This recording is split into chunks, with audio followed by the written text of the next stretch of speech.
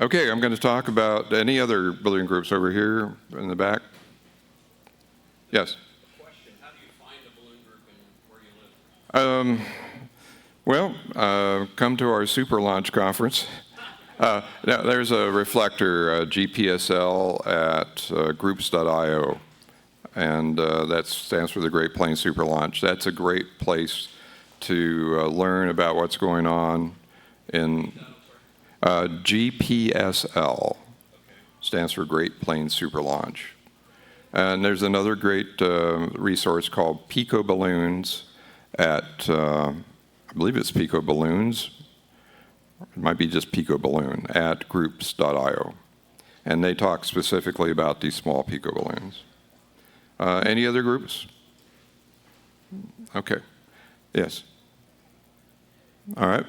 I'm going to talk about a fascinating project that one of the students I work with at University of Alabama, Huntsville, he got a grant to fly Pico balloons, ham radio balloons from Antarctica, from the German Neumayer Station, which is on the coast, northern coast of Antarctica. Now, Todd, there he is out there with the penguins. It's Todd McKinney, KN4TPG. He's from South Carolina. He's a student, graduate student at University of Alabama, Huntsville in atmospheric sciences. And I've been helping him fly a lot of these Pico balloons around the world. He got his bachelor's degree in earth sciences and launching balloons since high school. In fact, these balloons are what got him interested in atmospheric science. Ham radio balloons got him interested in that field to begin with. So they do all kinds of neat balloon launches with cameras.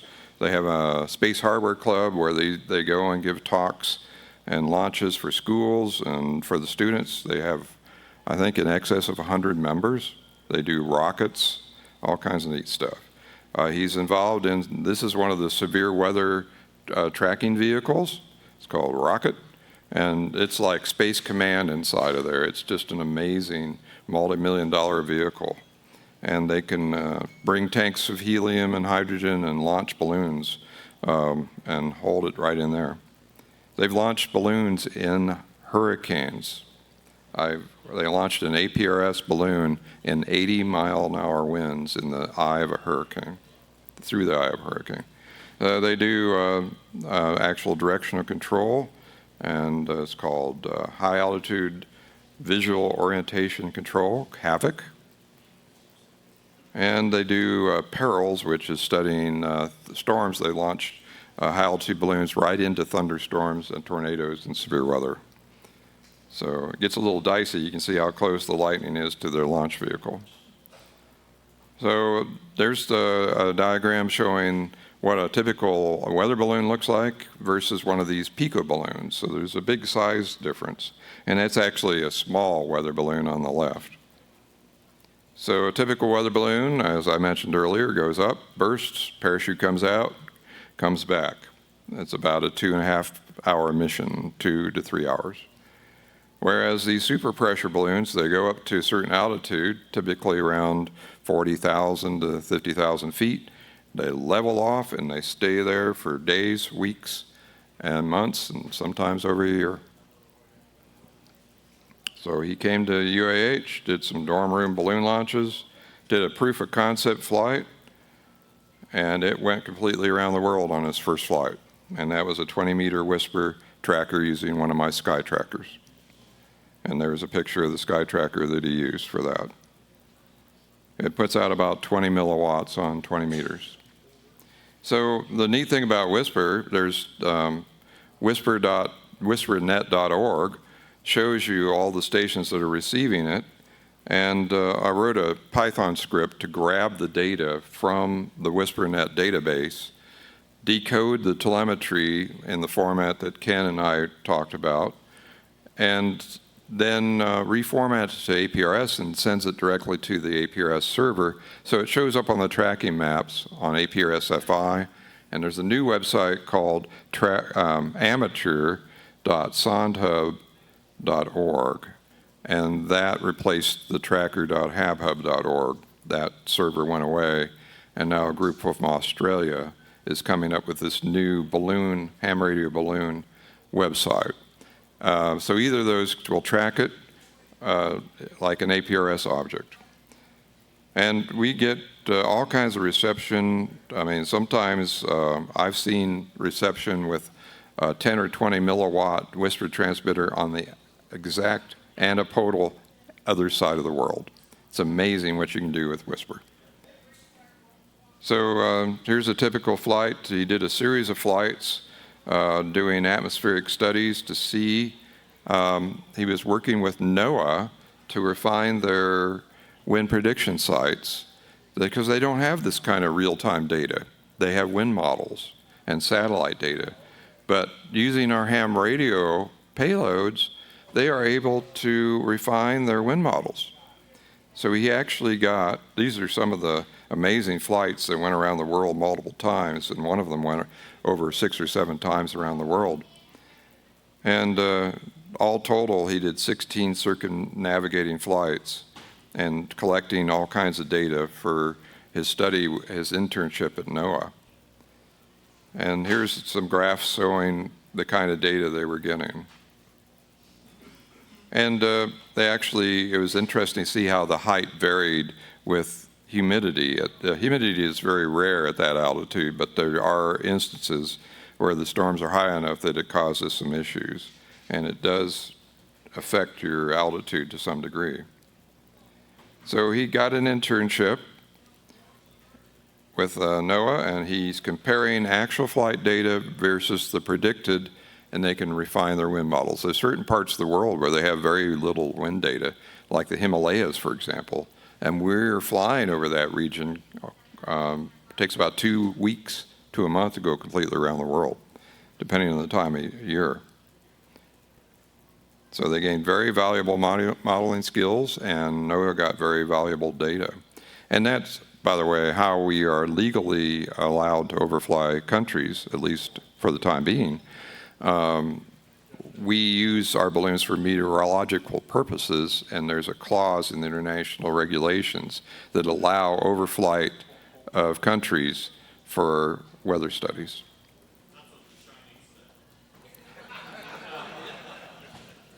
Yep. I'm sure they've got some push-pin fighter jets now, too. So he wrote an article about circumnavigating ham radio balloons in the Journal of American Meteorological Society and applied for a grant to the Neumayer station. He noticed Neumayer because you've seen it on Whisper, DP0GVN. It's right off the northern coast of Antarctica there. They have a big study for propagation going on using that Whisper station in Antarctica. So he noticed that we were being received clear in Antarctica from our balloons that were flying around the northern hemisphere. And so he contacted them, and in fact there's a whole article about the Whisper propagation experiment going on at that station. And now they have an APRS one too. So he reached out, demonstrated how his project could support their goals, and how it'd be a low-cost, high-reward system, and he got a grant. So how do these balloons behave in the Antarctic climate? Will the 20-meter Whisper transmitter offer propagation throughout the entire summer?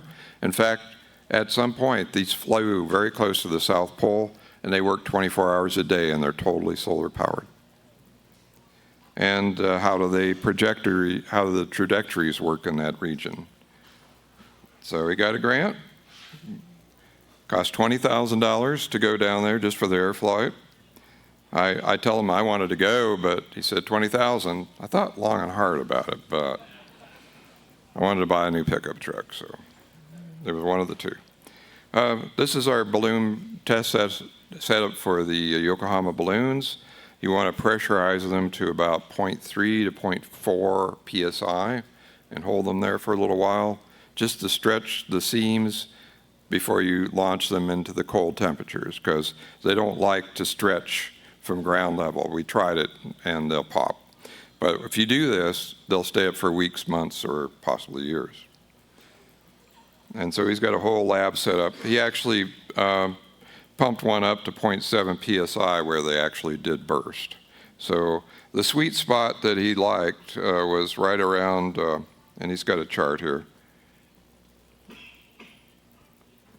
between 6 and 8 grams of free lift seems to be the sweet spot where you're at the low risk. So high probability of success is what this chart. You can go higher, you can go up to 10 grams, but you're really getting risky. But they will perform very well if you can manage to get them to get afloat at that kind of lift. And anything below about 5, 6 or 5, you may not have enough overpressure at night to stay aloft, because you want the volume to be the same night and day and have to account for the solar influences. So he launched 8 of these balloons. Everything was brought in his hand luggage. That's the advantage of these Pico balloons. Everything's so small. And with that, that's a typical NASA big balloon they've launched from Antarctica. That wouldn't have fit in his hand luggage. And that's like $1 million balloon there. That's a humongous thing. That weighs 4,000 pounds just for the balloon envelope. So getting there was a multi-day, took him a week. You had to go through Europe and then Cape Town, land at a way station in Antarctica, and take a little jumper plane over to the Neumayer station. And here's his trip over Antarctica from the way station to get the big jetliners on the upper right, and then there's his jumper plane on the right, to the bottom right, to go over to the Neumayer station. And there's the Neumayer station. Ice and snow as far as you can see. It's on a glacier. There's a lot of penguins nearby. They're not far from the coastline. And they're up on stilts because that ice sheet grows every season. So they have to make sure that the snow doesn't completely cover them up. He wanted to try and keep things below 10 knots. You think the winds are high here in Ohio. Antarctica, that's a calm day for 10 knots. And no clouds. It was also cloudy there a lot too. But he was there for a whole month, from the middle of November to the middle of December. So he did a high-split Twitter and did an automated script that told him when there was a good day to fly and a bad day to fly. So these are some of the initial things he did with that automated script. And there's an unsafe thing because look at the rainfall on the chart on the bottom middle, bad storms. That one shows no storms. So you have to actually look about a week in advance to see where it's going to go to really get the optimal flight time. So that's what it's like to launch a balloon in Antarctica. He said it never got above freezing. It's typically right around 10 to 20 degrees with a wind.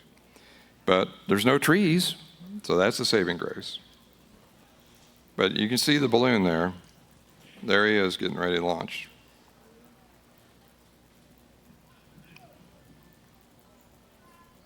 And that was probably one of his calmest launches. Oh, I shouldn't have done that. Let's see if I can bring it back up again. It didn't like that video, apparently. Dave or Hans, are you with us yet? Well, Dave and Hans are supposed to show up pretty shortly. I know their booth has been inundated. They're at booth 2602, I believe. Okay. It's a big PowerPoint file. It's like 700 megs. All right, let's run down.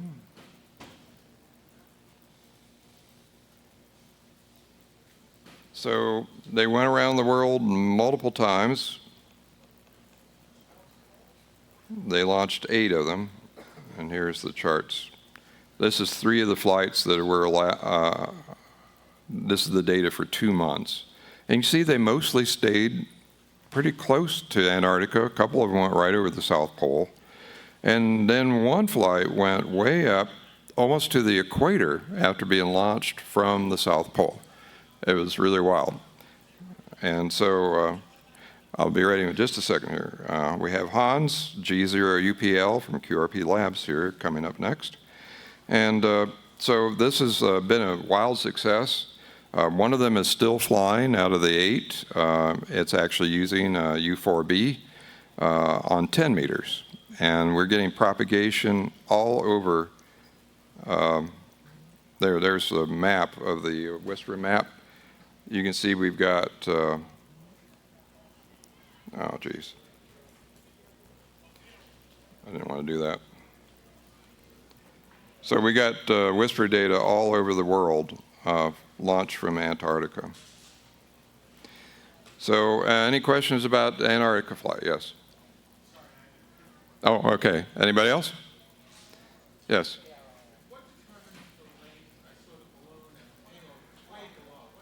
I try to put about 3 foot a line from the balloon to a swivel, and then the antenna just hangs below that, and it's a vertical dipole.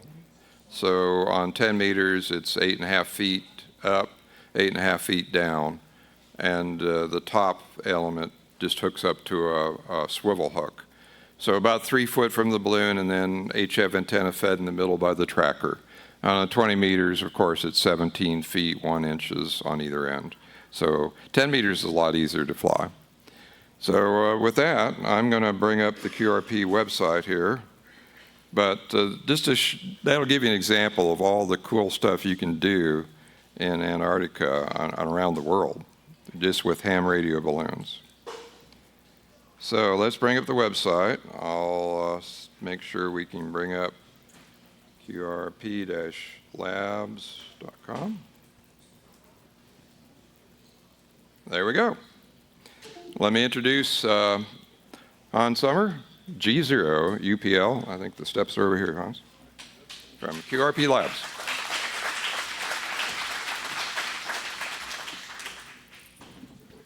I think I might be a bit bigger than you, Bill.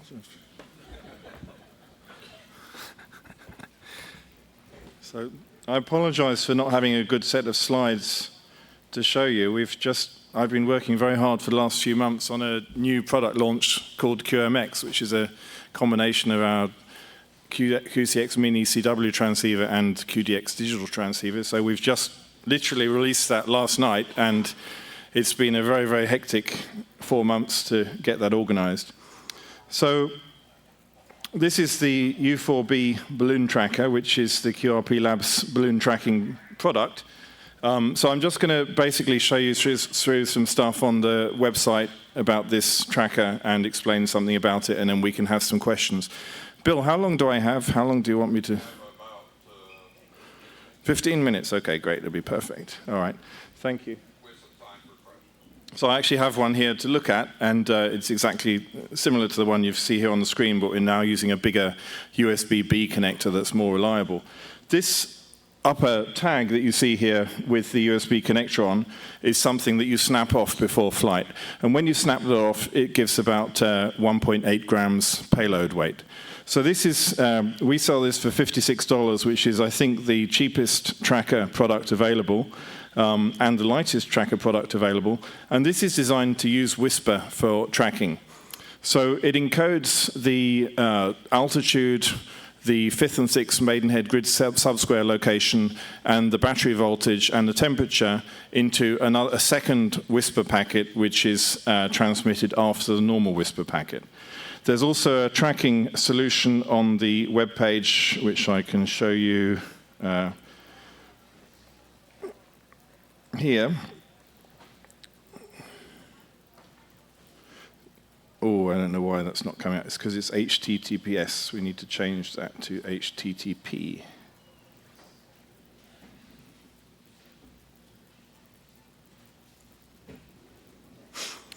So on this page, you can set up your flight in your shop account on the QRP Labs shop, and the channel number that the flight operates on, and you get a page in this listing on this page.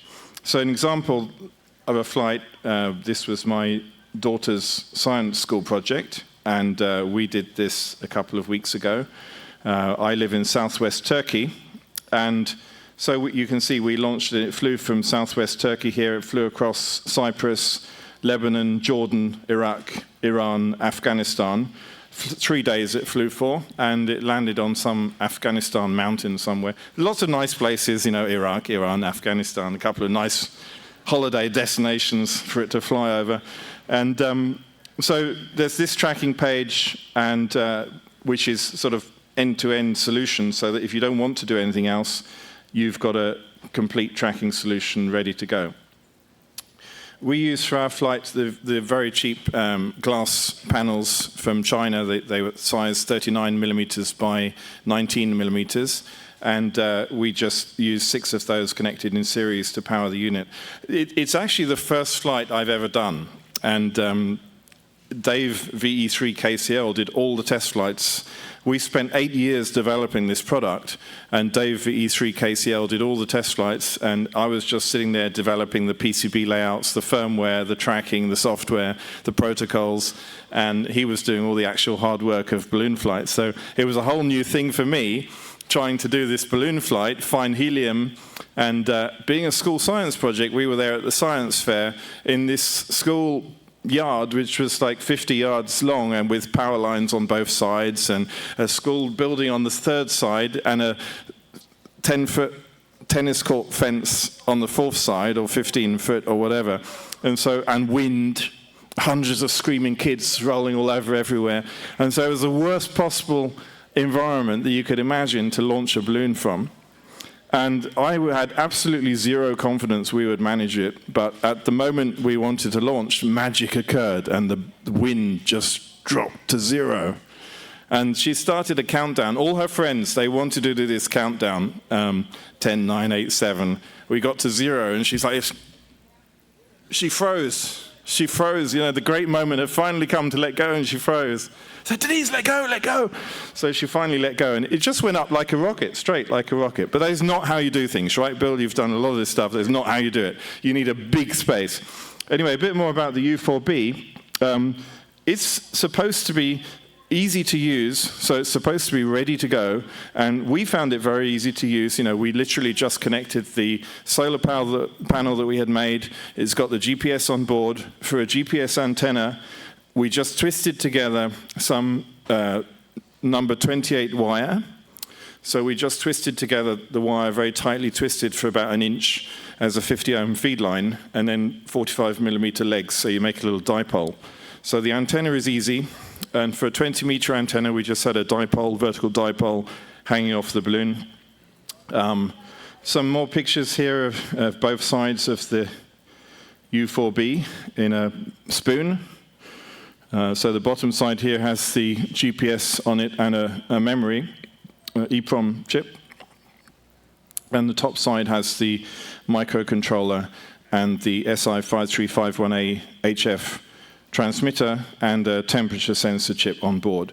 You'll also see all of these pads along the edge of the board, which are for expansion and connecting your own sensors. So the system, if you want to keep it very, very simple, you just configure your call sign and it's ready to go.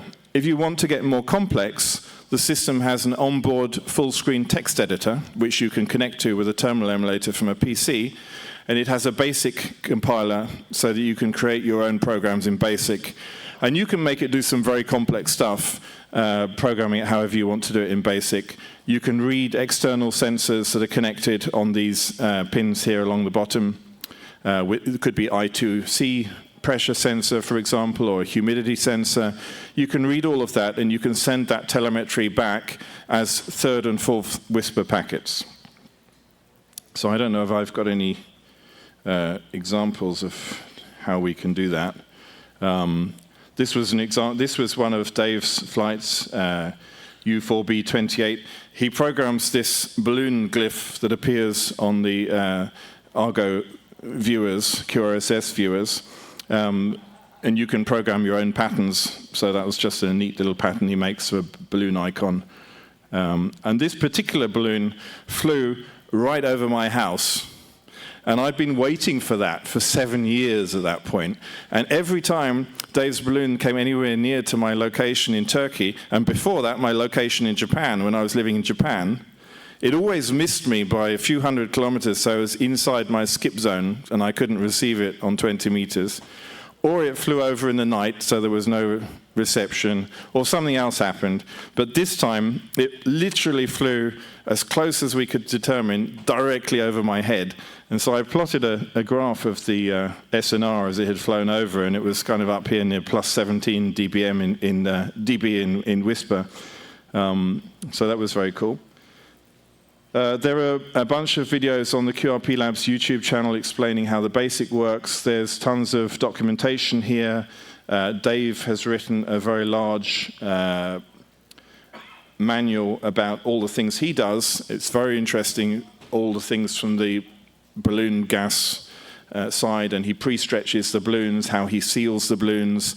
He did testing using his own homemade cooling thing that got down to about minus 50 centigrade with a triple cooled Peltier plate cooling. All of that, loads of documentation on there.